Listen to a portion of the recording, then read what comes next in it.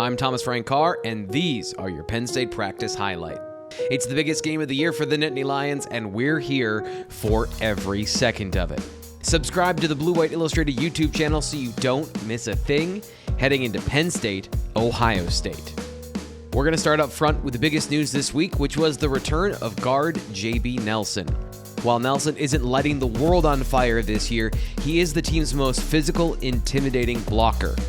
Having him presumably back in the fold this weekend for the Nittany Lions, it gives them the chance to go toe-to-toe with Ohio State's defensive front that has NFL talent at each position.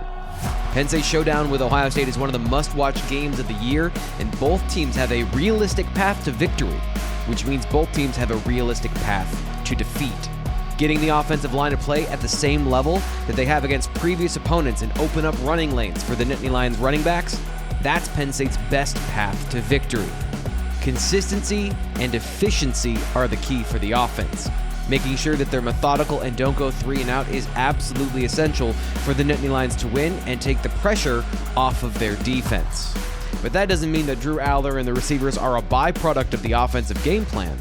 They'll need to be just as efficient in the same way to deliver the consistency that they've lacked at times this year. But as James Franklin pointed out, players don't stay the same throughout a season. Well, I think it's also an example of you're allowed to get better, right? And a lot of things factor into it, because I think early in the year there was some questions and concerns about that you guys had questions. So you're allowed to get better, you're allowed to, evolve and grow. So will Aller and offensive coordinator Mike Yurcich go big play hunting against Ohio State? Probably not, but they won't give up on it either.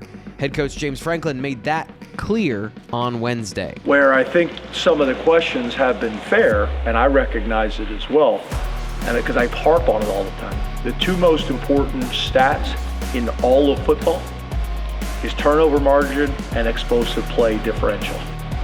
And I can't talk about that all the time with the team and with you, and then act like that stat's not important when it's not in our favor. It don't work like that.